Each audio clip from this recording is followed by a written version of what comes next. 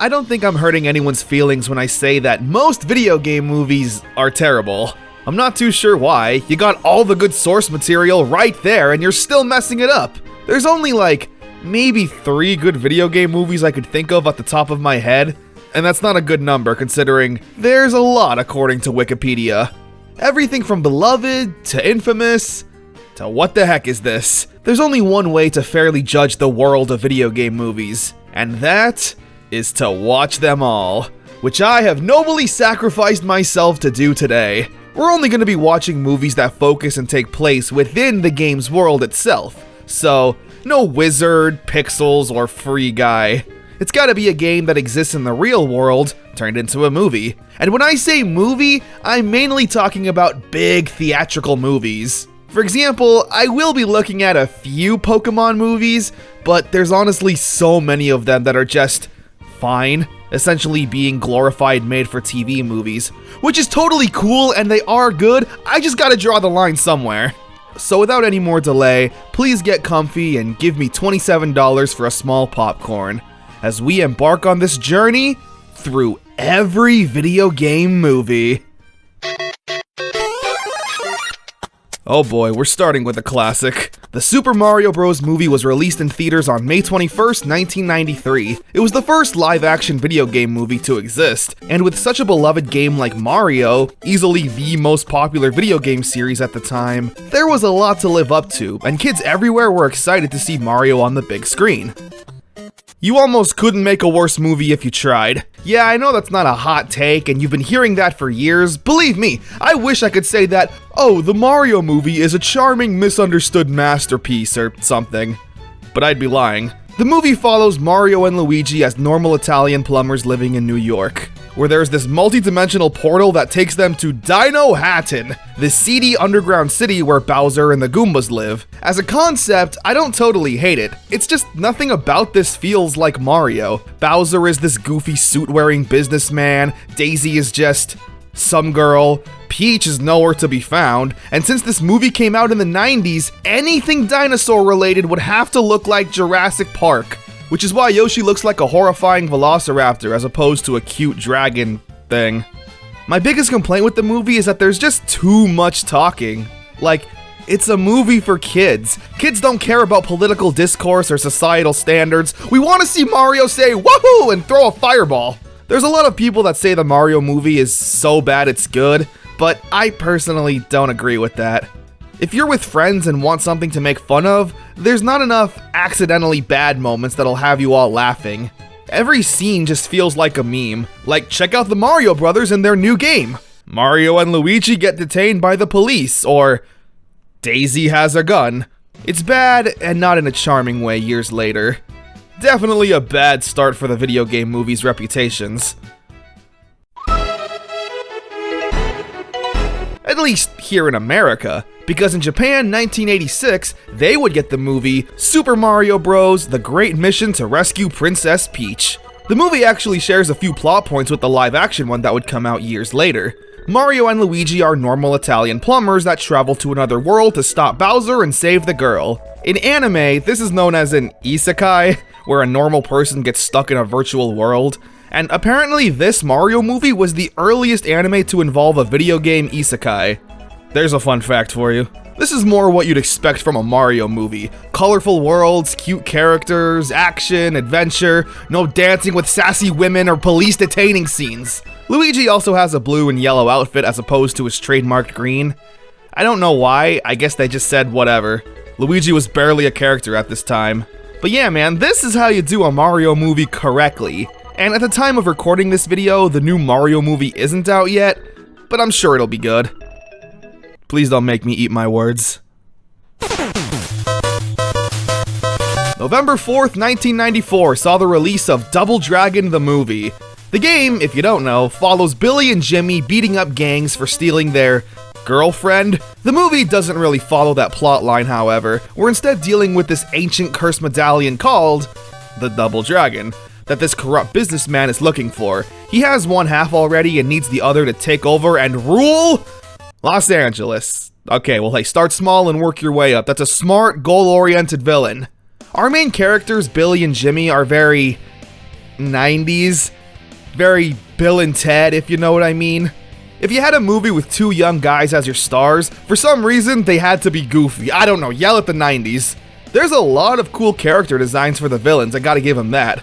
Like this. Well, I don't really know how to explain it actually. Do you need to be censored? The movie's honestly way better than the Mario movie. It's more chaotic and there's always something going on as opposed to just talking scenes over and over. You got car chases, fights, and 90s wardrobes that I still dress like. I never left the 90s. My biggest complaint with the movie though is that there's not enough fighting. Which you could see as a big problem. Like yeah, this fighting game movie doesn't have enough fighting. The fight scenes that are in the movie though are really good. The actors clearly do know how to do martial arts and aren't using stunt doubles. A lot of the kicks and flips are really impressive. Mark Dacascos, who played Jimmy, is a black belt in real life and is still doing martial arts movie roles, being in movies like John Wick 3. Double Dragon, while clearly not perfect, has a lot more charm than the Mario movie in my opinion. I'd compare it to the live-action 90s Ninja Turtles movies. Definitely dated, and not perfect. But if you saw this movie as a kid, I could see why it has sentimental value. There's a simple 90s charm to it that couldn't be replicated today, even if you tried.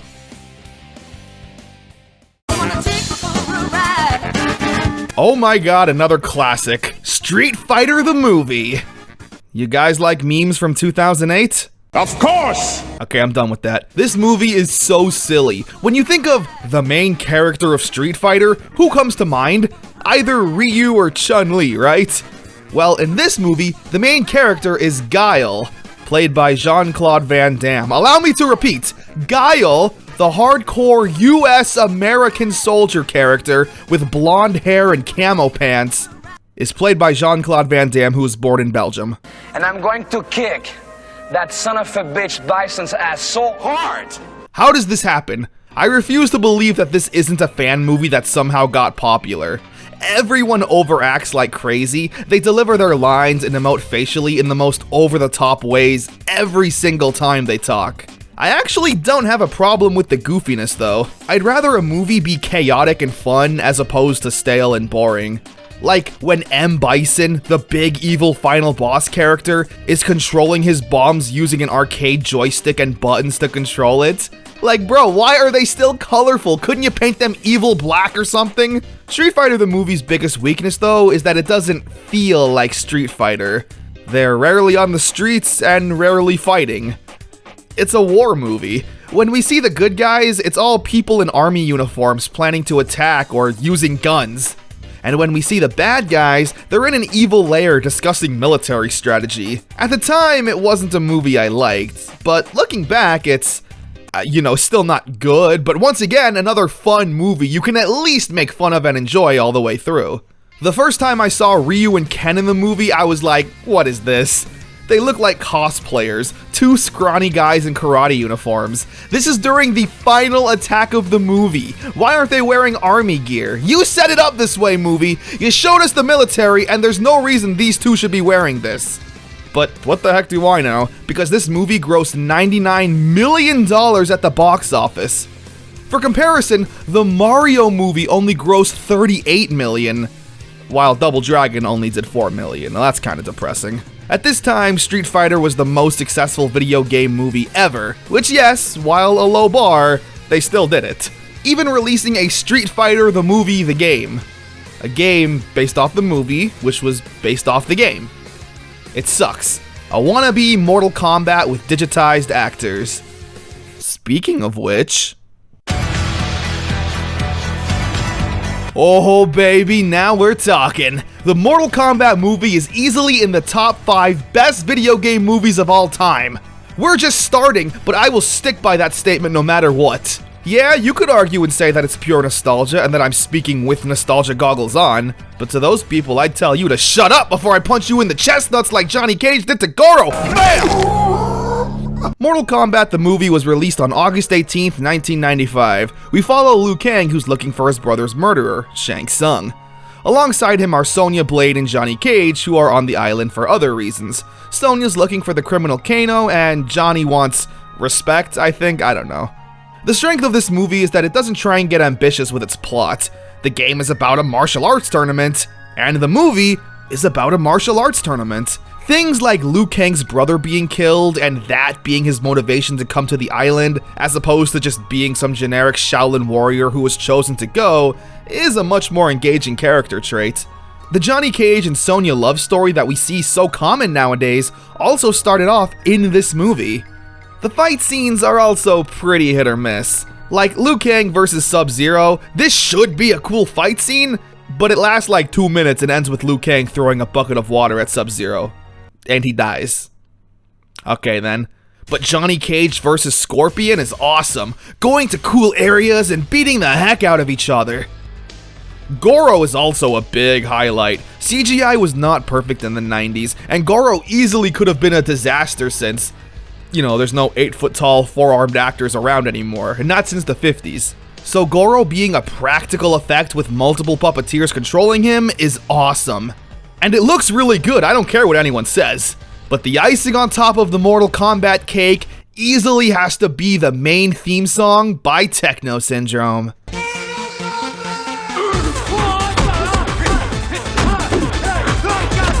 Yes, this song originated from this movie. The big complaint at the time was that the movie was rated PG-13, meaning you couldn't show any gratuitous violence. Meaning you weren't gonna see anyone get their spine ripped out or get blown up. I guess if you were an edgy teenager, you might be upset at that, but in hindsight, the movie didn't really need it. It's really strong without all that. The movie made $124 million at the box office with a budget of $20 million. So, yeah, I'd call that a success. The movie also ended with a really cool teaser for a potential sequel. Shao Kahn busts out of the building and says, "You weak, pathetic fools, I've come for your souls." Raiden then says, "I don't think so." End movie, roll credits, play the techno song, perfect ending to the Mortal Kombat movie series. At least, it should have been. November 21st, 1997, Mortal Kombat Annihilation hit the big screen. And also hit rock bottom. This movie is such a fall from grace. It is just as bad as everyone has been saying for years. The first big problem, who the heck is this? Or that? Or that? Yeah, every actor except Liu Kang and Kitana were recast. That's probably your first sign that you shouldn't make another movie. Then, less than 5 minutes into the movie, Shao Kahn kills Johnny Cage. Sure, it's not the same Johnny Cage since it's a new actor, but still, he was easily the fan favorite with his charm and wise remarks. So you kill him 5 minutes in, and everyone just moves on after that. They give a shocked YouTuber thumbnail face and then never bring it up again. The movie has a real cheap feel to it. The effects and costumes are terrible. They look even more like Halloween costumes than they did in the first movie. This movie also relies too much on CGI, which as I mentioned, still isn't perfected as a whole yet, meaning so many creature effects and special effects look terrible. The movie just has bad pacing. It's literally, Liu Kang is walking and gets into a fight. Sonya is walking and gets into a fight. Jax is now in the movie, and then gets into a fight. I wouldn't actually have a problem with that format if the fight scenes were fun to watch, which they're not. Characters like Nightwolf, Baraka, Melina, and Smoke, for example, all show up for like 3 minutes, have a wire-filled fight, and then die or go away to never be seen again.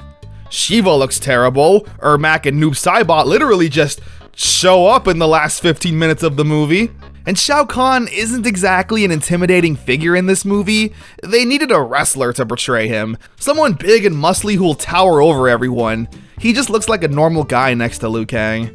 This movie has the reputation for being the worst video game movie ever, and is probably up there as one of the worst movies in general ever. Will Mortal Kombat ever get a chance to redeem itself on the big screen? I guess we'll just have to wait and see. Since we're on the topic of fighting game movies, I wanted to quickly mention Fatal Fury the motion picture and Street Fighter II the animated movie. Both of these movies are very good. Japan definitely has a different approach when it comes to video game movies, and that approach is to not make them bad. It's crazy, I know, but it somehow works. They're not anything too ambitious or crazy. They're just anime movies. They look serviceable, are voiced well enough, have good enough action scenes, etc. I just don't have much else to say. They're not mind-blowing or anything, they're just fine. Okay, here's Wing Commander. Wing Commander is a series that has the player in space shooting ships. It's a generic space shooter. I'm sorry if that offends any Wing Commander fans, I'm just calling it as I see it. The game is so vague in terms of memorable actors and world building that it makes it a prime target for a movie. You are currently outbound to the Vega sector and the Tiger Claw. Why not send up by drone to the Pegasus, sir? Oh my god, are you bored yet?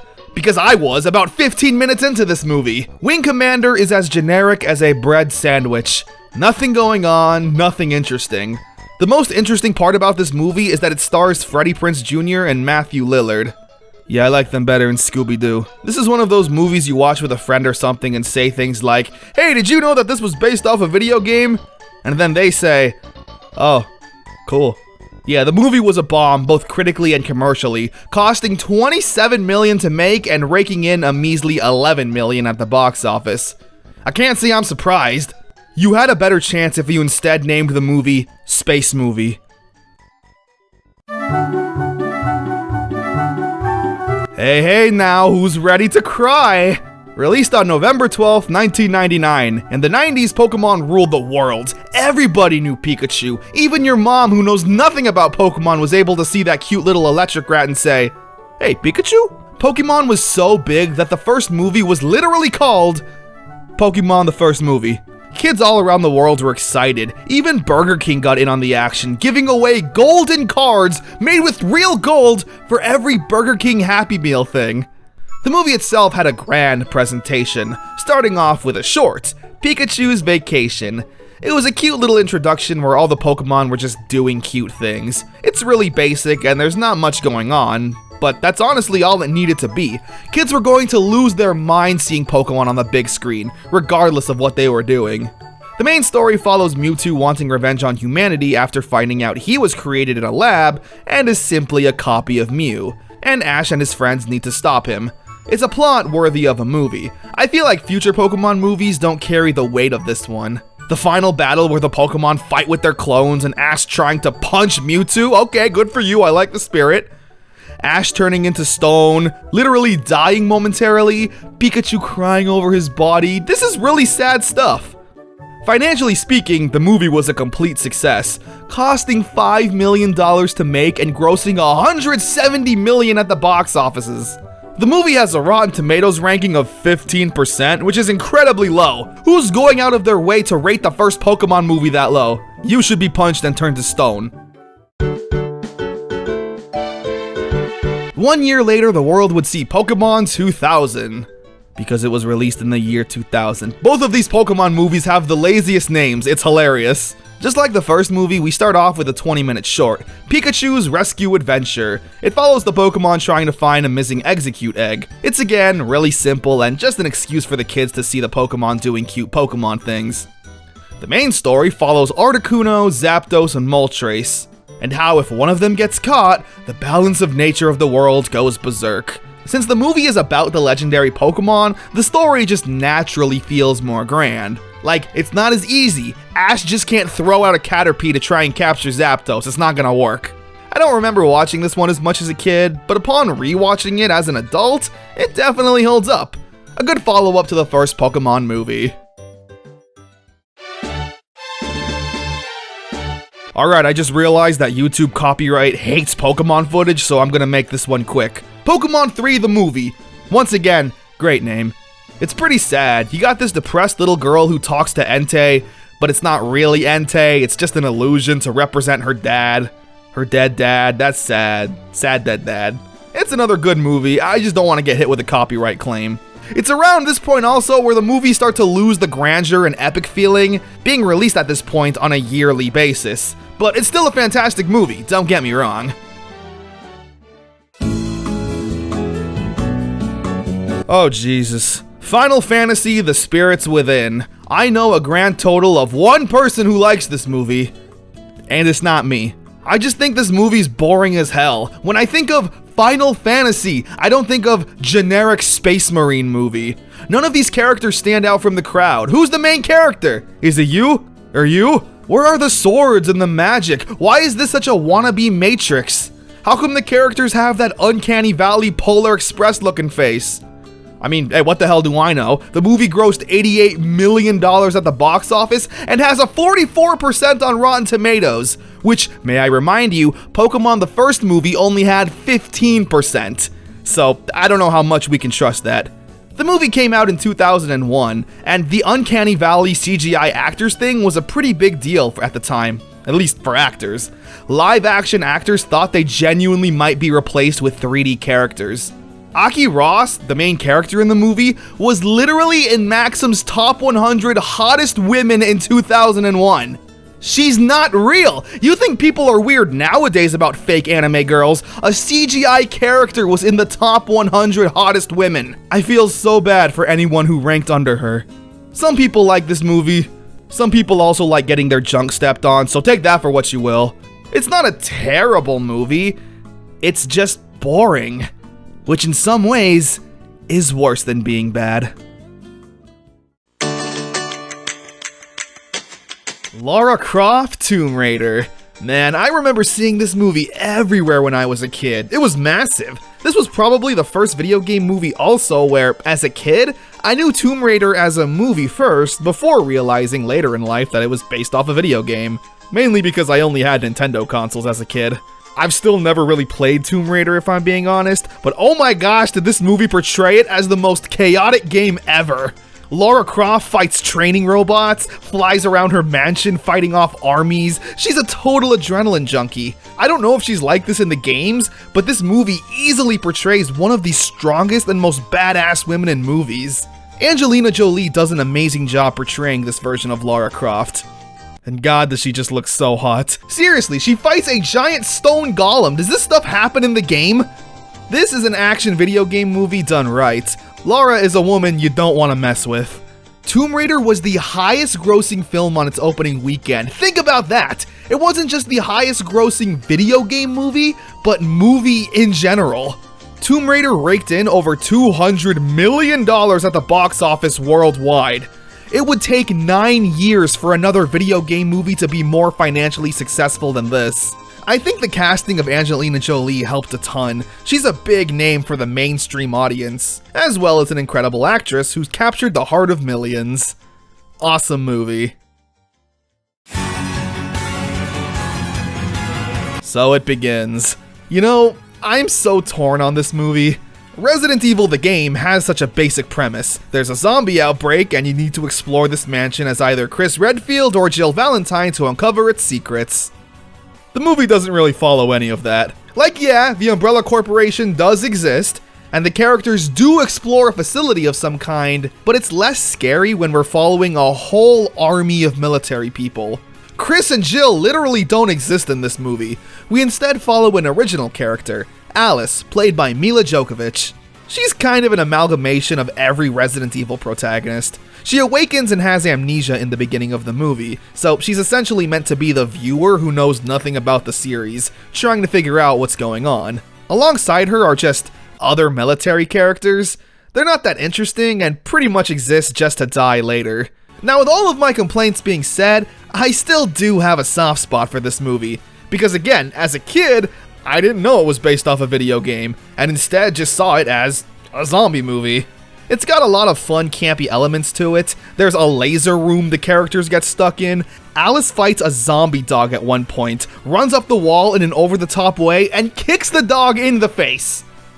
The ending shot with Alice walking out of the hospital and holding a shotgun in the zombie-infested city alone is also a really cool scene. This actually feels like something out of Resident Evil. Abandoned and alone. The movie made $100 million at the box office, making it successful enough to warrant a sequel. Many, many, many sequels, but we'll get there. On July 25th, 2003, 2 years after the release of the first Tomb Raider movie, the world would see Tomb Raider: The Cradle of Life. After the success of the first movie, a sequel was pretty much a no-brainer. If you like the first movie, then its sequel doesn't disappoint. What's that saying? Second verse, same as the first? Laura is still a badass, still raiding tombs, still fighting giant monsters that may or may not have been in the games. I don't really have much else to comment on that I already didn't mention in the first movie's entry. Once again, a fun movie that was financially successful. There were plans for a third movie, but were cancelled after Angelina Jolie declined to reprise her role as Lara Croft, and instead went on to do other movies like Mr. and Mrs. Smith and Kung Fu Panda. Ugh, those really good movies. How could you, Angelina? I'm still madly in love with you, though. Oh my god. Following the success of zombie video game movie Resident Evil, and 1 year before its sequel would come out, the world would be introduced to German director Uwe Boll. Uwe Boll is definitely a character. He made a ton of video game movies in the 2000s, all of which are terrible and all of which we'll be talking about. However, he doesn't take criticism too well, because Uwe Boll literally challenged his critics to a boxing match. I'll be honest, I love that. He literally got to punch the light out of people who said his movies were bad. Which might be me if I'm lucky. He made his debut onto the video game movie scene with House of the Dead, a movie that takes place primarily on an island with college kids having a party. Okay, I'll be honest, I saw this movie as a kid and kinda liked it.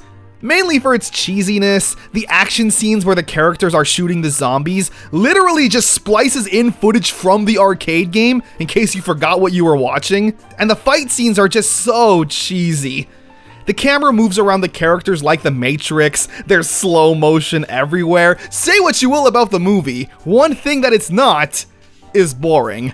In terms of being a horror movie though, it's not that. It's very unintentionally funny. The final fight scene literally has a sword fight between two teenagers and a zombie. It's magical, really. The film cost $12 million to make and only made $13 million at the box office, with a Rotten Tomatoes ranking of 3%. Yeah, kind of a big flop. Pokemon Forever and Pokemon Heroes are good movies. YouTube keeps copywriting any footage, so I'm just gonna say that they're good and move on. These are also the last Pokemon movies I'm gonna talk about in this video. Every Pokemon movie after this is still very good. Just yell at YouTube, it's not my fault. Alright, sticking with zombie movies, we have Resident Evil Apocalypse. This movie is definitely better than the first in my opinion. It takes place above ground with the virus spreading to the general population, meaning there's more variety in the setting. We also get Jill Valentine, who is so hot. Oh my god, please marry me. She is so awesome, and just like Lara Croft, getting to see this kick-ass, and I love that she's wearing her video game costume. And it doesn't look goofy or out of place somehow. Jill is just that badass that we can all look past it. It's just a shame she takes a backseat to Alice.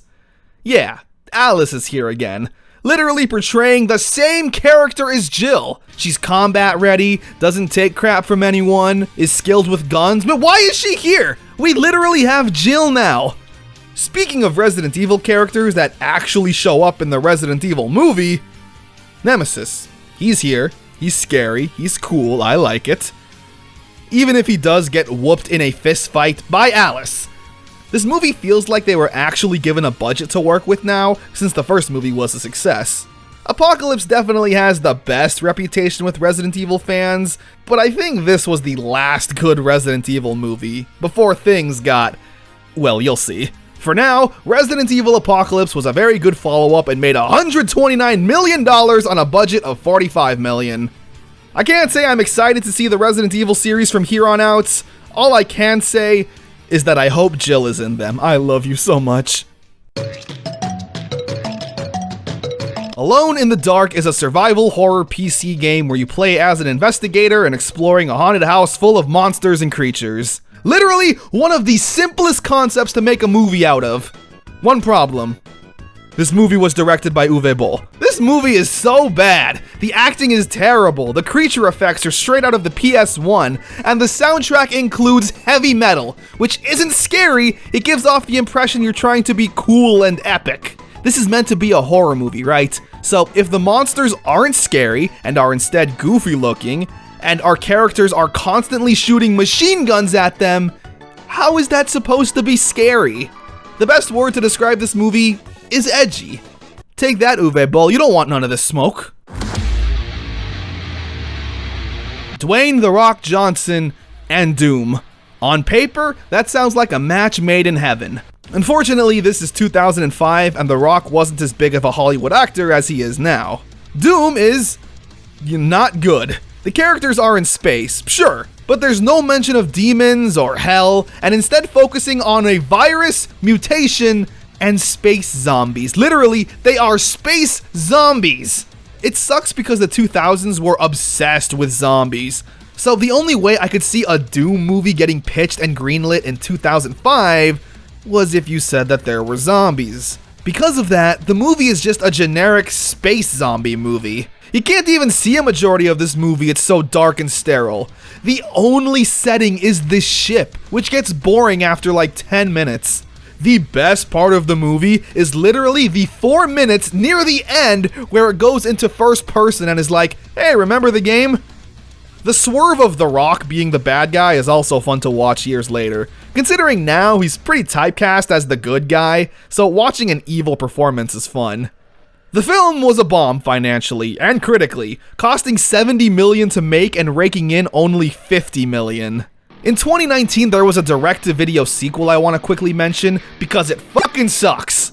They literally did not learn their lesson. It takes place in space, on a ship, with generic Space Marine soldiers. Sure, there's actual Doom enemies now, but the movie is still a massive piece of trash.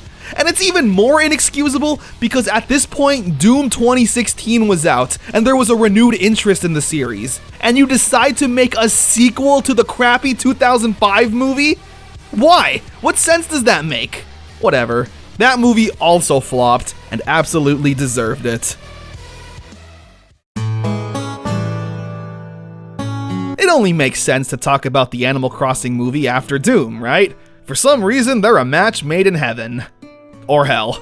The Animal Crossing movie is easily one of my favorite comfort movies, being released in Japan on December 16th, 2006, and sadly never being released internationally. Even to this day, there's not a dub anywhere, and you need to rely on fan subs if you want to watch it.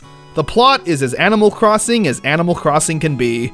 We follow a young girl named Ai who just moved to this quirky town full of talking animals. We get to see beloved favorites like KK Slider, Bianca, and Mr. Rossetti, just to name a few.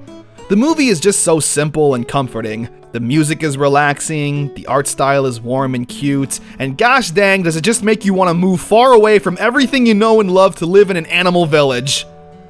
That's all I really have to say. I've made a video on this movie going more in-depth before, so if you want to check that out, you can. It's a charming retelling of the game's plot. It made $16 million at the box office in Japan, making it the 17th highest grossing film in 2006. Ain't that something cool? BloodRayne is a pretty fun hack and slash I played on the GameCube years ago. It involves vampires or monsters or whatever. I think the main character is this edgy vampire fighter lady. So they made a movie about it in 2006. And by they, I mean Uwe Boll, so don't exactly have high hopes for this one. The movie is also once again bad in every way. Slow pacing, mediocre acting, boring fight scenes. This is a game that could work as a movie, and it does have talented actors in it. I don't know. Generic vampire movie that made $3 million on a budget of $25 million. That's such a bomb. Why was this man allowed to keep making movies? Oh wow, a good horror movie based off a game. I never thought I'd see the day. Silent Hill is such an amazing horror movie. Again, I saw it when I was a kid and didn't know it was based off a video game. When I realized it was, I thought to myself, oh hell no, I'm never playing that.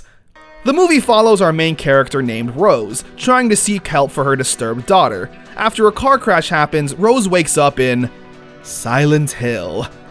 But she doesn't really know that. All she knows is that her daughter is now missing and she needs to traverse this nightmarish town inhabited by inhuman creatures. The creatures and effects really sell this movie. Those nurses that contort their bodies is so unsettling every time I see it.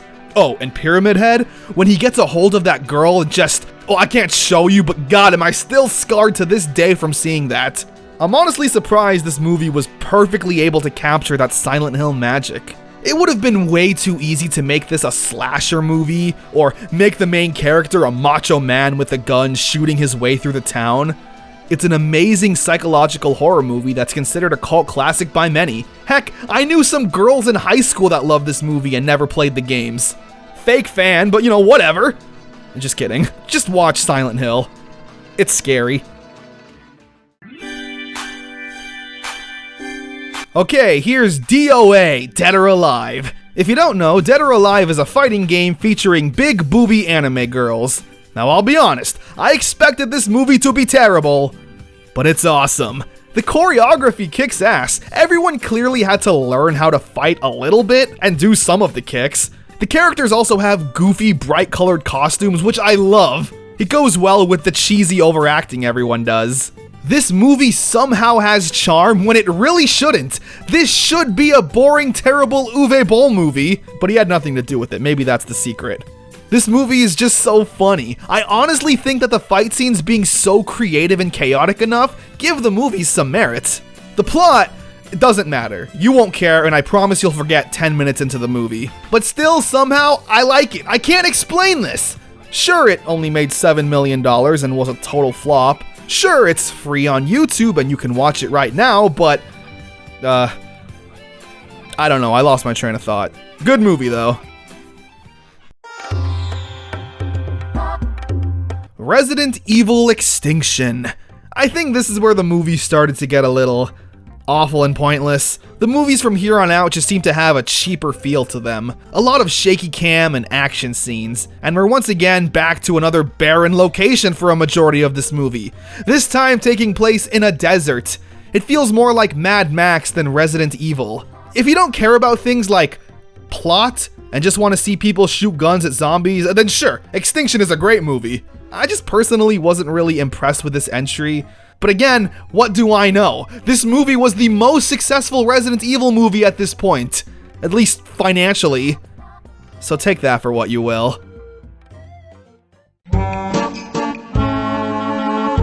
Meanwhile, in Japan, they had Resident Evil Degeneration, a CGI movie loosely following the events of the Resident Evil 2 game. It's okay, I guess.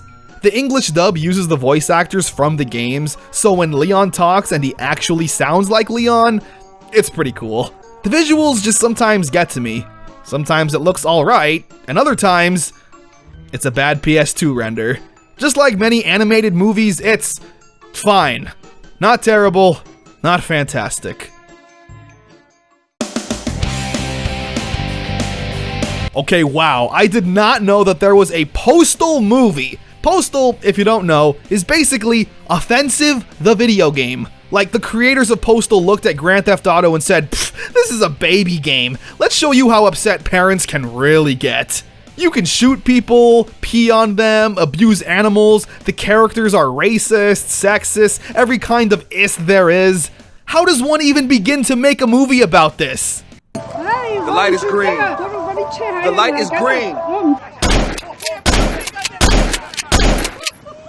What happened over there? They should call me Nick. Oh, okay, that's how. The movie is just full of nonsense. Offensive characters doing offensive things. It's meant to be shocking. There's a scene where terrorists shoot up a festival and you see a bunch of kids get blapped. There's a scene where Mini-Me gets taken advantage of by a bunch of monkeys. There's so many 9/11 jokes since Al-Qaeda are the bad guys in this movie. It's so wild that you honestly can't help but be entertained by it. It's not a good movie at all, far from it, but being based off the game Postal, which itself is just a bunch of offensive nothing, I'd say this movie succeeded. At least for us to laugh at and enjoy. It did not succeed financially, no, it literally made $100,000. Has there ever been a movie that made that little money? The movie being self-aware definitely helps its case. The poster even says, disgusting, offensive, stupid. And it delivers on that. But you want to know the craziest thing about this movie? It was made by Uwe Boll! I take back everything I said about him. This man is a genius. Okay, Hitman the movie follows Agent 47 doing secret spy stuff. It's a spy movie. It's good. I liked it, I guess. I don't know, man. I just thought it was fine. The action was fun, the acting was serviceable, and the directing was good. It is a blockbuster level movie that did not have any glaring issues. If you were a fan of the games at the time, then you definitely would have been satisfied with this movie. Hitman is the action movie of all time. Far Cry the movie. It was made by Uwe Boll, and unlike Postal, he wasn't trying to make this one a train wreck. It just was accidentally. This movie sucks. It's so boring. I don't know how to explain it. On paper, Hitman and Far Cry are the same. They are action movie. But for some reason, Hitman is flirting, while Far Cry is sexual harassment. It's got that cheap made-for-TV feel to it. There's too much talking and bad acting, and Far Cry is such a boring game series in my opinion, that you don't really have much to work with to make it a good movie. I don't know, I just feel like it was doomed no matter what. I'm kinda torn on Max Payne. I wouldn't exactly call it a good movie. Mark Wahlberg is in it and does a fine job. He gives a Mark Wahlberg performance. The plot follows Mark Wahlberg looking for his family's murderer, shooting everyone and not letting anything get in his way. Mila Kunis is also in the movie, so it's kinda like Ted 4 years before Ted happens. Stylistically though, the movie is awesome. It looks and feels gritty, the action scenes are intense and utilizes bullet time just like in the games. I don't know, maybe I'm being too hard on it. You know what, I am. It's a good movie. It made $85 million and I think is pretty beloved by fans.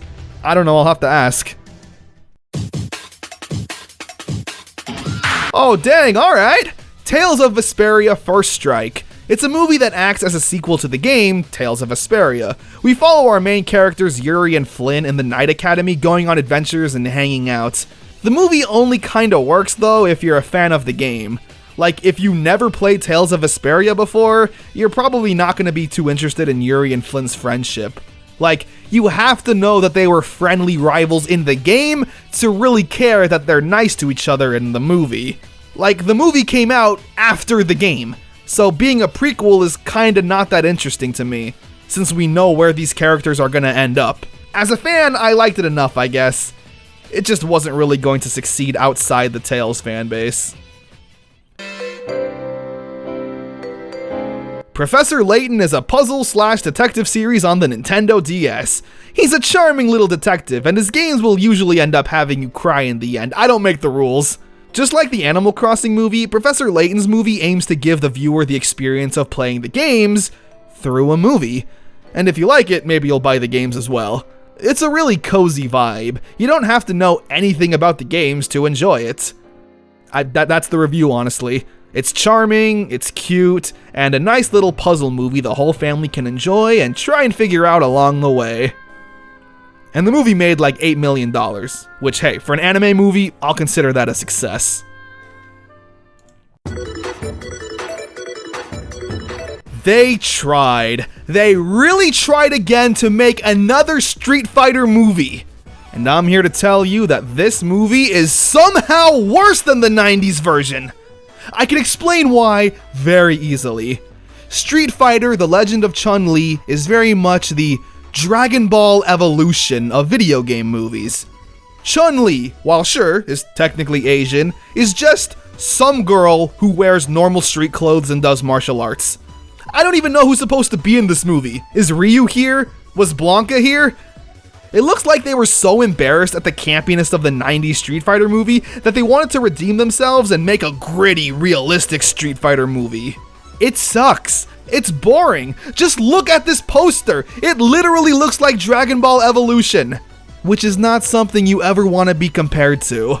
I need a break. Do we have any cool commercials or anything? Please. Street Fighter 2 Turbo スーパーファミコンで新発売 The 2010s were some interesting times for video game movies, because for the most part, they were all, how do I say this? Awful. Tekken was released in 2010 and has a 0% on Rotten Tomatoes. 0%! To put that in perspective, Alone in the Dark, the terrible Uwe Boll horror movie, had a 1%. The movie does feel very cheap and uninspired. The plot follows a martial arts tournament put on by Heihachi, and fighters from all around the world gotta fight. The fight scenes are honestly okay. It just has that feeling of a YouTube fan film that should only be around 5 minutes and has a budget of $20, as opposed to a big budget Hollywood movie that cost $30 million. The main problem with the movie is that the acting is so terrible that you're just desperately waiting for a fight. But when a fight inevitably does break out in the same underground fight club location for the 15th time, you get sick of that too. So if you don't care about the talking, and you don't care about the fighting, why are we here? The movie made $1 million at the box office, again on a budget of $30 million. That 0% was well deserved. Meanwhile in Japan, they got Tekken Blood Vengeance. It's a 3D animated movie that, I'll be honest, just looks like a PS2 cutscene. I mean, it was okay, I guess. I had to look up the plot, and apparently the movie takes place in an alternate storyline between the events of Tekken 5 and 6. I didn't really have any major feelings towards the movie. I saw it, and it was Tekken. Definitely better than the live-action movie, though. Prince of Persia: Sands of Time. Now, I've personally never really been a fan of the Prince of Persia games, but you know who apparently was? Disney. Yeah, the Prince of Persia movie is a Disney production. Because of that, it obviously has a high budget and high quality feel to it. I'm not sure how well the movie adapts the games since, again, I don't know much about the games. From a movie standpoint though, it's pretty good. It's got that Disney action movie feel to it. You know, there's no crazy kills or violence. It's fairly sanitized, but that's not a negative by any means. It's like Pirates of the Caribbean. It's a high budget action movie. Jake Gyllenhaal does a great job. You know, good-looking action Hollywood actor. You see what I mean? It was good, and honestly probably like the first case of a video game movie that felt like a Hollywood big screen movie. It made $336 million at the box office. Jesus Christ! This is the movie that finally beat out Tomb Raider as the highest grossing video game movie. I'm glad the small indie film company known as Disney was able to take that title. Okay, Resident Evil Afterlife sucks. If you like this movie, then you probably just like it because it's so bad. There are zero redeeming qualities to this movie. Chris and Claire Redfield finally make their debut in the series, 4 titles in, and they just look like generic background characters. Like, this is Chris? Bro, that's Chris from accounting, what are you talking about? Wesker is also in the movie. You know, the big evil baddie of Resident Evil? And he looks like a cosplayer. Why is it so bad and cheap? And don't even get me started on the CGI. Resident Evil 4, the game, had better creature effects than this. The movie is just so cheap looking. And you know what really grinds my gears? Is that this movie was even more successful than the last financially, raking in $300 million. How? Well, I know how. These movies were pretty mainstream. They had a strong casual audience who don't really care about the games. Jill also shows up right at the end and is like brainwashed or something. She has blonde hair and is objectively less hot than she was in Apocalypse. Congrats! You ruined the one thing I liked about the movies. Following the shocking success of Afterlife, seriously, I think everyone involved was shocked at how financially successful it was, that only 2 years later, Resident Evil Retribution would come out. This movie is equally just as stupid as Afterlife. So, okay, in the first Resident Evil movie, there was a girl named Rain. She was a pretty beloved character for some reason who was bit early on, and the audience was just kinda waiting for her to turn into a zombie. She was a pretty engaging character because of that. So they bring her back as like an evil clone, and she's still wearing her outfit from the first movie in case you forgot who she was. And she kicks Leon's ass. Oh yeah, Leon, he's in the movie, and he also sucks and looks like a bad cosplayer. I'm a stupid normie, so Leon is my favorite Resident Evil character. He's a cheesy one-liner spewing ass kicker.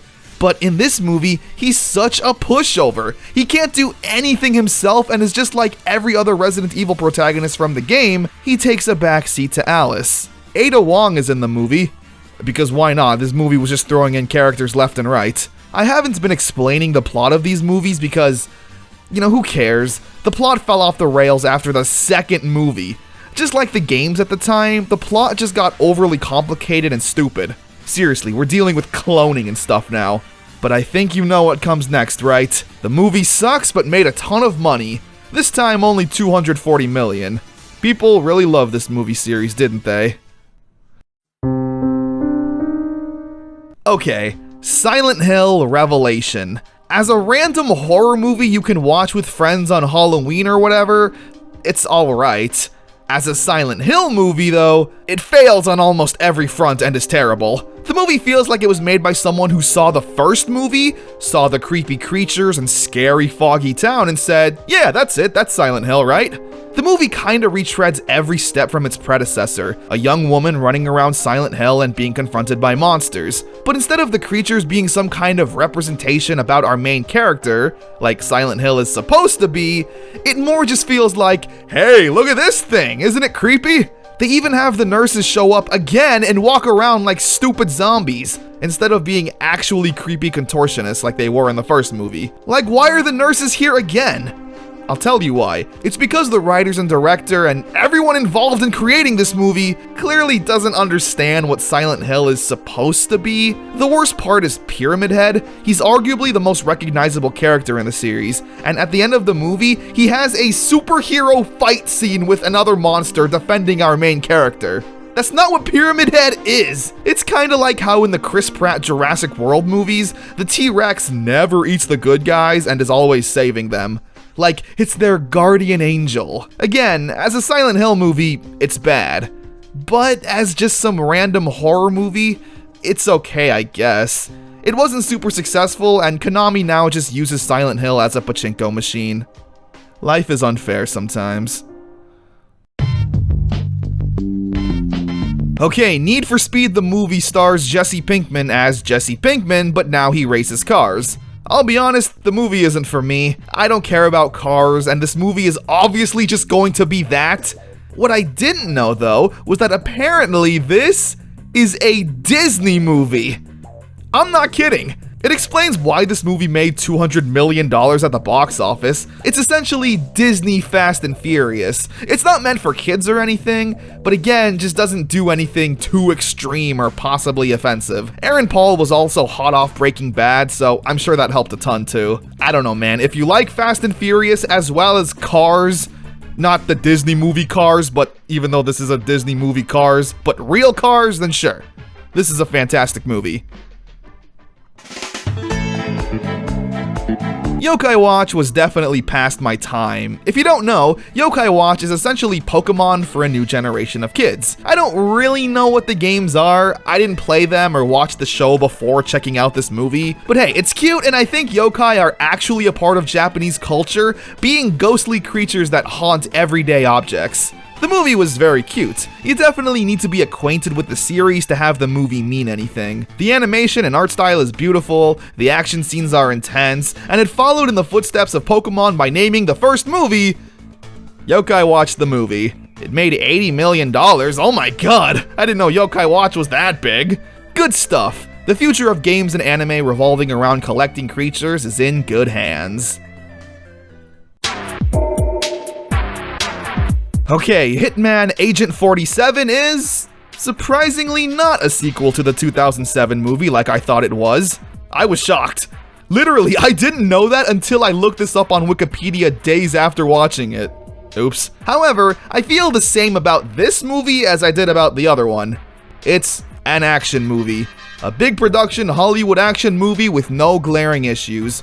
Moderately successful, moderately entertaining. It's another action movie of all time. Okay, so I know I said I wanted to mainly focus on movies that had a big theatrical release, but I can't go on without mentioning Zombrex Dead Rising Sun, Dead Rising Watchtower, and Dead Rising Endgame. Damn, they beat Marvel to that. How embarrassing. These 3 movies are so bad. Dead Rising, Watchtower, and Endgame just have that cheap made-for-TV feel to it. They are so cheesy and ridiculous it hurts. But Zombrex Dead Rising Sun is a whole nother beast. It was made by Keiji Inafune, the artist who literally gave Mega Man his iconic look. The movie is awful, mainly because it's a Japanese movie, but in order for us dumb Americans to understand it, they dubbed it.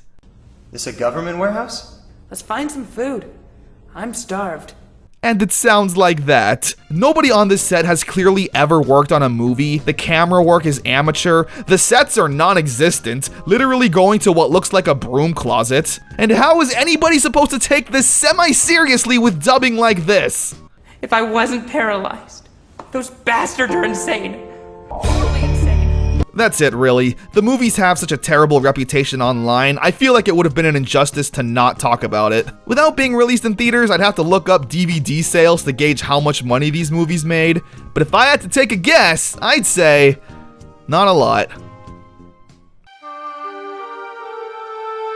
If you told me that a World of Warcraft movie would be the #1 box office video game movie of all time, I'd probably cry.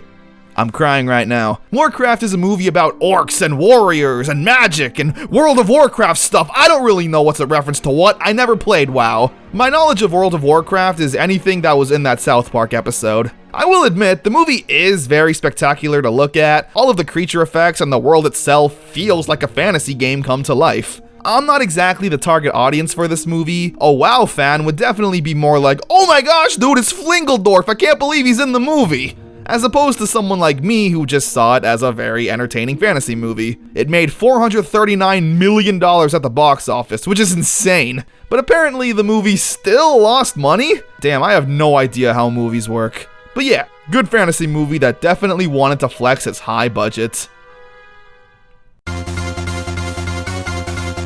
Ace Attorney. Japan sometimes make movies that just have to be goofy, and it couldn't be any other way. Ace Attorney is one of those movies. It's based off the games and is so perfectly and charmingly over the top. The characters look identical to their video game counterparts, to the point where any sense of realism is lost. Like, if my lawyer looked like this, I would feel so screwed. Definitely very strange, but still charming. Kingsglaive Final Fantasy, I believe, is a prequel movie to Final Fantasy 15. The game, of course. We follow our main character, Jesse Pinkman, in his adventure to fight a war with other armies or something. I don't know, I didn't really pay attention. I was just more focused on, yeah, Aaron Paul voices a Final Fantasy character. And he never says bitch once, I feel ripped off. The movie once again feels like Spirits Within, some over-the-top CGI fest with little to no character work that we care about. I always forget Final Fantasy takes place in this weird world where people use swords and magic and fight dragons, but there's also cars and highways. It's so weird. I don't even know if it's better than Spirits Within, to be honest. The movie is just so flashy, and 90% of the time it feels like you're just waiting for a scene to end so you can take control and start the gameplay. Speaking of which, my friend forced me to watch this movie in theaters with him, and I immediately wanted my money back. Okay, it's not like the movie was offensively bad or anything, it was just whatever. We follow Ratchet and Clank. It's an origin story of how they became friends to hype up the new game that was coming out. The movie just felt like a compilation of cutscenes, like those full movie videos on YouTube where it's just the cutscenes uploaded without the gameplay, making it feel like you're missing out on a ton of the action and plot. Yeah, it's a bit like that. Cutscenes that you're waiting to end so you can begin the gameplay. Speaking of which, again, Resident Evil Damnation. The movie follows Leon going to some weird European country to check out the armies using bioweapons, which then of course leads to zombie shenanigans. Again, the movie's okay, but it just feels like a really long cutscene. They got Matt Mercer back to do Leon's voice. He always does a good performance as Leon, so that's a positive. Apart from that though, I was only half paying attention to the movie. The visuals go from okay in some lighting to PS3 cutscenes that again just make you want to play the game instead of, I don't know, watch the movie.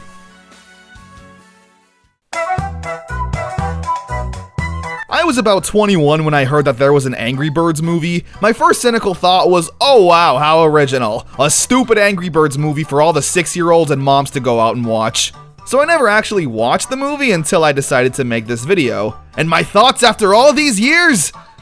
The movie's actually pretty good. We follow the red Angry Bird whose name is Red, and yeah, you guessed it, is angry. He's unpleasant and angry, but in a kinda charming way. How can you hate that face? The plot kicks in after some pigs wash up on the shore, and at first are friendly and welcoming creatures. The birds are very nice with helping the pigs and letting them live on their land. Only Red, with his undying cynicism, sees the worst in everyone, and eventually finds out that the pigs are planning to take over Angry Birdtopia or whatever this place is called. It's a really fun and engaging movie. The visuals especially are top-notch considering it was made by Illumination. Every expression the birds give are full of character and life. It's fast-paced enough for kids to enjoy, but has a solid plot that parents and adults can find some joy in as well. The movie's also apparently very political. Like, people have broken down the plot of this movie and, like, somehow found politics in it. I don't know, man, I just saw the big funny birds fighting pigs. The movie was very successful, raking in $350 million at the box office. Good for you, Angry Birds. You billion-dollar franchise, what have we done? Assassin's Creed the movie was not very good. I don't know why. Just like with Prince of Persia and Need for Speed, the premise of an assassin fighting bad guys seemed like it could have been very easy and sanitized to make, but this one's just a little too boring. They focus too much on the flashy action scenes, which work in a video game to hype up the player to eventually take control and control the combat yourself, but since this is a movie, we never get to do that. There's also a lot of shaky cam for my liking. Assassin's Creed is another game series I also just don't really care about or find too interesting. And the movie wasn't a big enough spectacle to make up for it. Bleh. Well, we finally made it to the end of the Resident Evil movies. At least the one starring Alice. As I mentioned in Resident Evil Retribution, at this point, the movie's plots have become so convoluted and nonsensical, it's hard to really care about it. There's more stuff about cloning and demons and whatever, it's like the same movie over and over again. The past 4 movies have felt completely the same, and I genuinely cannot tell them apart from each other at this point.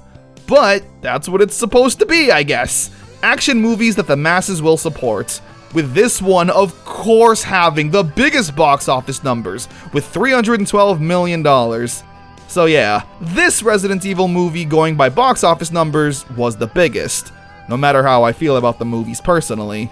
However, it really is amazing to see a video game movie transcend the gaming audience and make its way into the mainstream, being incredibly successful and a household name for a lot of people. Mila Jovovich was the glue that pretty much held these movies together. The movie's fine. It's an action movie that sometimes shows zombies. Resident Evil Vendetta. Okay, well after that emotional send-off to the series, we're immediately back. The movie is once again not that great, but it's the best of the CGI Resident Evil movies, for whatever that's worth. The movie takes place between the events of Resident Evil 6 and 7. The plots are always just the same thing. Chris and Leon looking for an evil organization to stop. The best part of the movie is literally like the 3-minute fight scene where Chris and Leon team up and kill some zombies. That's kinda cool, I guess. Apart from that though, kind of another snooze fest. In 2018, there was a new Tomb Raider movie to accompany the new game that was released in 2013. There's no Angelina Jolie, of course, now having Lara Croft be played by Alicia Vikander. She's really young, giving Lara Croft a more youthful portrayal. She still kicks ass though and raids tombs, but it's in a more realistic manner. Like, Angelina Jolie would literally fight armies head-on without breaking a sweat. This version of Lara Croft actually has to be more resourceful than just point gun and shoot. It's a good movie, actually. I was kinda dreading it at first because I thought it would be a soulless and boring reboot, but no, they did a good job. The action is really intense and the tombs actually feel scary with their death traps, which was an aspect that was kind of missing in the Angelina Jolie series. The movie was moderately successful, so good on you. A sleeper hit I don't think anyone saw coming.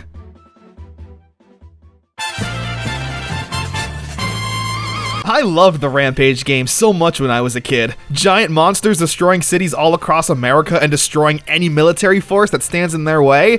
And they're the good guys? Such a fun game and a perfect concept for a movie. So in 2018, Warner Bros. Released Rampage in theaters. 12 years after the last Rampage game was released, and even longer than that since the series was even relevant. But hey, they got Dwayne Johnson, and he was definitely cooking. I smell it, Rock.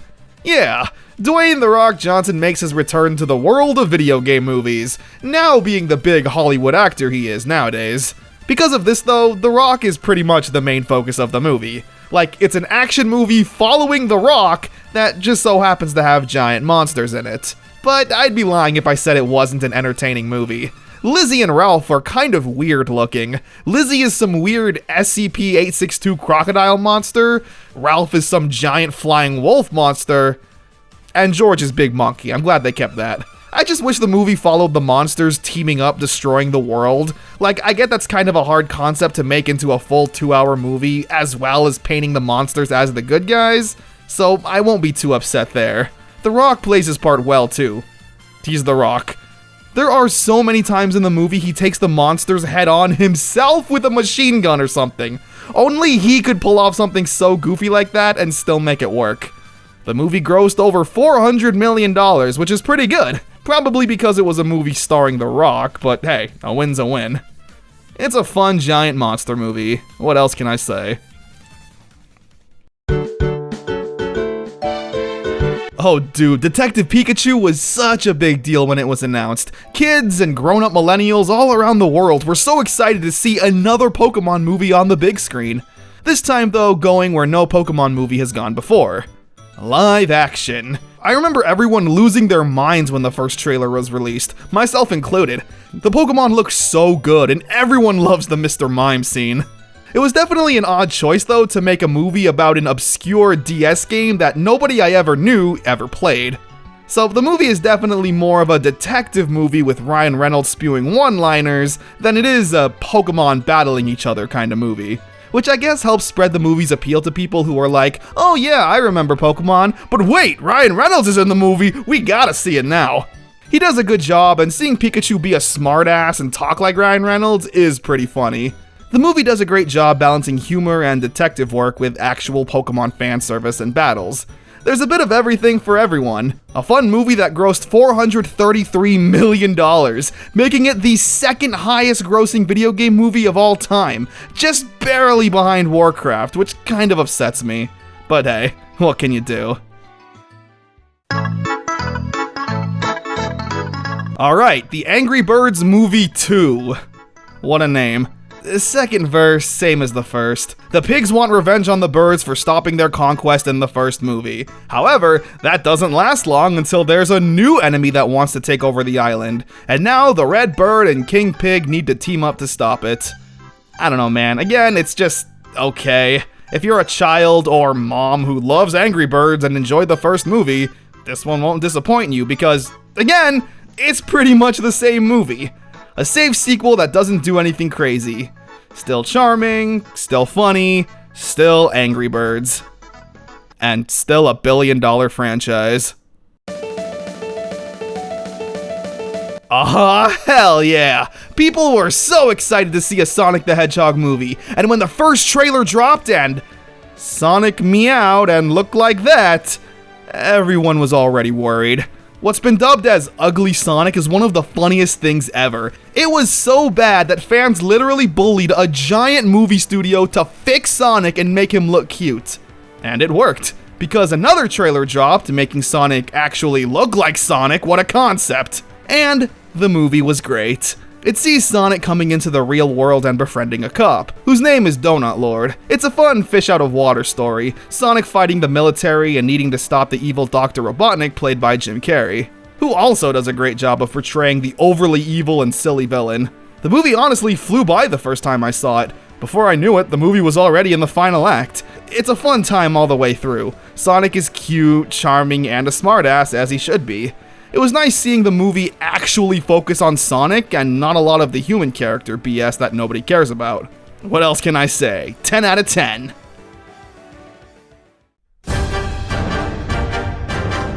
Monster Hunter the movie.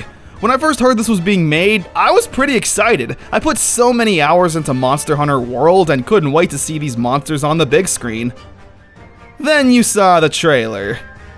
And you saw vehicles, military people, and machine guns. And just like that, this movie sucks. It was directed by Paul W.S. Anderson and stars Mila Jovovich, which, in case you forgot, were the director and lead actress in all of the Resident Evil movies. And yeah, the problems with those movies are plagued throughout Monster Hunter.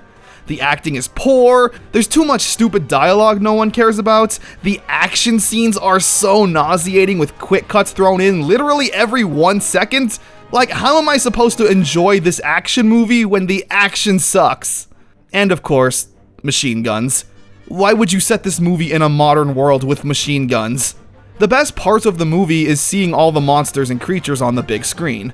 The cat chefs were pretty cute, I'll admit. The best way to watch this movie is to just look up the scenes on YouTube. You'll see the Rathalos and be like, damn, that looks cool. Anyway, moving on with my life. It just baffles me. Like, visually and stylistically, it's kinda cool sometimes, but Paul W.S. Anderson and Mila Jovovich movies, no offense, all have that cheap B-movie feel. It grossed $40 million. A video game movie has not made that little movie since Tekken in 2010. Unreal. The Mortal Kombat movie is whatever. I'm kinda torn on it. It's not really good by any means. I still found the original from the 90s to be more charming and fun, but I wouldn't call it bad either. It's not Annihilation levels of terrible. I think the big problem is that we follow some random OC made for the movie named Cole. He's an MMA fighter but gets tangled up in the whole Mortal Kombat tournament thing. I get he's meant to take the place of the viewer for someone who doesn't understand Mortal Kombat, so the characters have a reason to dump exposition all the time. But no, he's boring and just some guy. The movie's just kinda all over the place, introducing too many characters that just either stand around and don't do much, or die. Like, the movie starts off and you think we're gonna be following Scorpion, but he doesn't show up again until literally the end of the movie. Oh damn, Goro's in the movie! Now he's dead too. Kano is easily the standout character. He's so crude and easily has the best lines. He's so funny. Now sit down, shut up, and pass me a fucking egg roll! But we know he ends up being a villain, so when he gets his ass kicked, you're kinda rooting for him to win. I don't know, man. Like, I personally kinda had fun watching this movie, but that's just because I'm a big Mortal Kombat fan. In terms of a movie that seems to want to set up a coherent story for future sequels, it kinda falls through. Jesus Christ, I'm so sick of Resident Evil movies. Resident Evil, Welcome to Raccoon City. The movie is actually a reboot of the Resident Evil film series, so no Paul W.S. Anderson, no Mila Jovovich, which thankfully means no Alice, and hopefully no more dumb bullshit with clones and aliens or whatever was going on in those movies. Welcome to Raccoon City is an attempt to retell the first two Resident Evil games, which I do have to commend. After all of these years, we finally have a Resident Evil movie following the plot of the games.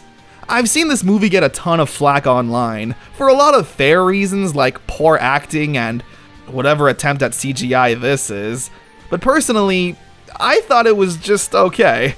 I think just after years of the Alice era Resident Evil movies, just seeing a simple zombie movie with no flashy or wild BS take place is so nice. The action scenes are also more fun to watch since there's no shaky cam or constant cuts every half second. I think if this movie came out in like 2004, people would have really loved it. There's tons of homages to the games, like the reveal of the zombie in the Spencer mansion slowly turning his head around and seeing his creepy face. It's really well done. The problem, however, is that in the games, this was the first time the player encountered a zombie, so it was really creepy and dramatic. In the movie, however, we've already had zombie dogs and zombie truckers show up, so this reveal isn't that impactful. But hey, they make up for it with a scene where Chris needs to shoot his way through a horde of zombies in pitch blackness, and the room is only illuminated when he shoots his gun. That's pretty terrifying, I don't know, man. I didn't completely hate this movie like everyone else did. Plus, it's got the guy from Victoria, so all of you Gen Z Nickelodeon fans can rejoice. So I feel kinda bad lumping in the rest of the anime movies into this little category, but the truth of the matter is that I just don't really have much to say about them. For example, Persona 4 has like 4 different movies that pretty much tell the story of the game. They were good movies because the game was really good. And that's all I gotta say. There was a Bayonetta movie that was good. I watched the Ni no Kuni movie a while back after playing the game, and it was very good. I think you kind of get my point. Again, I feel bad just lumping in a lot of the anime movies together here, but if I don't have much to say, then I don't have much to say. I'm sorry. Uncharted, starring Mark Wahlberg and Tom Holland. That is the most Hollywood casting I've ever seen. You know that meme of casting Tom Holland as a character that he clearly just isn't meant for? Well, nobody told the directors of Uncharted that that's just a meme. Like, I have nothing against Tom Holland, but it's clear he was only chosen as the lead character because of his popularity as Spider-Man. And Mark Wahlberg, well, you know, anyone over 40 absolutely loves Mark Wahlberg. The movie is just fine. It's an adventure movie with Spider-Man and Max Payne. They play the same characters they've been typecasted as for years. It's a movie your parents can enjoy even if they know literally nothing about the Uncharted games because it has Spider-Man and Mark Wahlberg in it.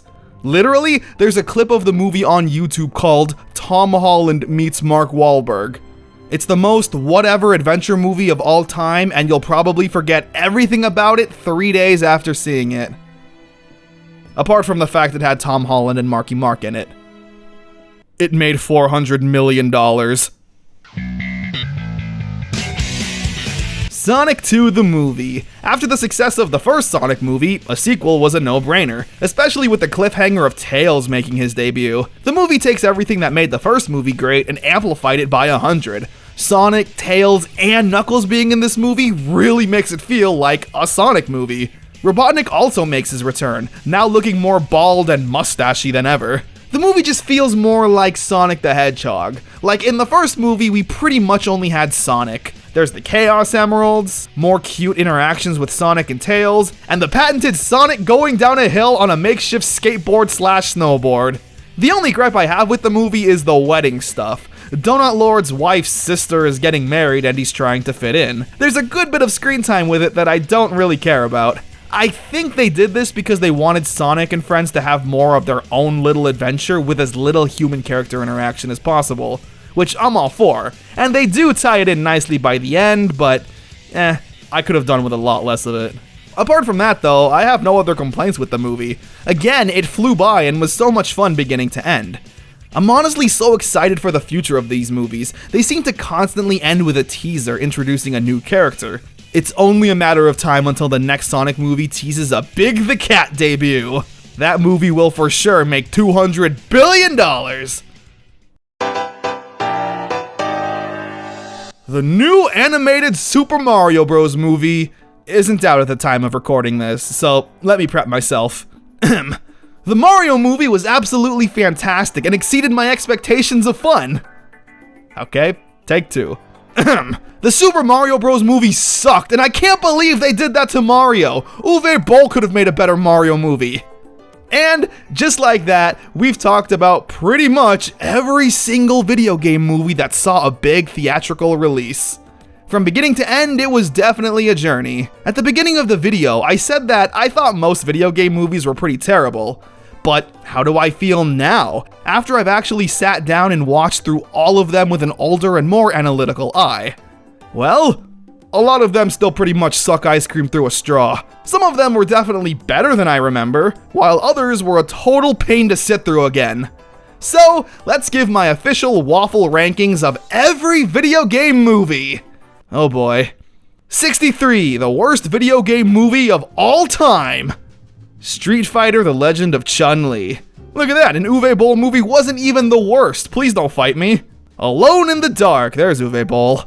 Wing Commander, BloodRayne, Far Cry, Monster Hunter, Zombrex Dead Rising Sun, Dead Rising Watchtower, Dead Rising Endgame, Resident Evil Damnation, Resident Evil Vendetta, Resident Evil Degeneration, Final Fantasy The Spirits Within, Mortal Kombat Annihilation, House of the Dead, Postal, Assassin's Creed, Resident Evil The Final Chapter, Kingsglaive Final Fantasy, Doom, DOA Dead or Alive, Resident Evil Retribution, Resident Evil Afterlife, Silent Hill Revelation, Tekken, Resident Evil Extinction, Tekken Blood Vengeance, Need for Speed, Tales of Vesperia The First Strike, Hitman Agent 47, Warcraft, Resident Evil Welcome to Raccoon City, Street Fighter, Hitman, Lara Croft The Cradle of Life,